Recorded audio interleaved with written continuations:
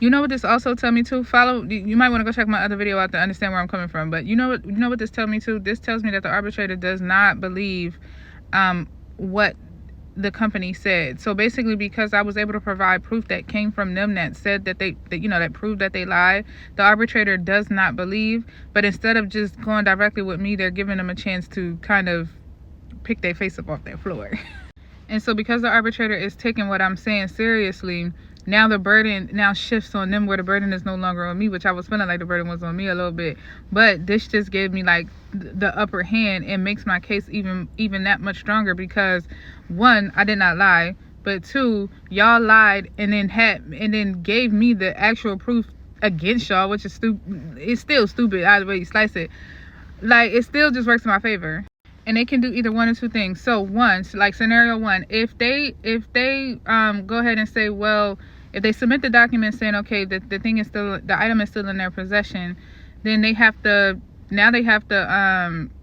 answer for the document that they sent me. And regardless of, you can't be like, oh, it was just an error. Like, girl, no, this is a whole letter. Y'all don't make errors like this.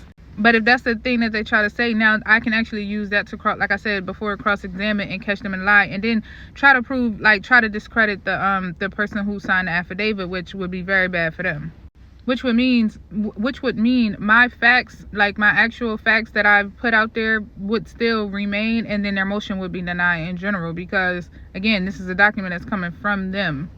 And because of that created like a contradiction, because you just basically put your foot in your mouth. You're saying you have this, but then at the same time you sent me something saying you don't. So which one is which? And then scenario two, if they say, well, okay, well, the item is sold. Well, if the item is sold, then it basically undercut what you said in the motions for reconsideration, which would then automatically get that denied. It would also confirm my two UCC claims. Like I said, I think it's 9-610, and I think the other one is 9-615, if I'm not mistaken.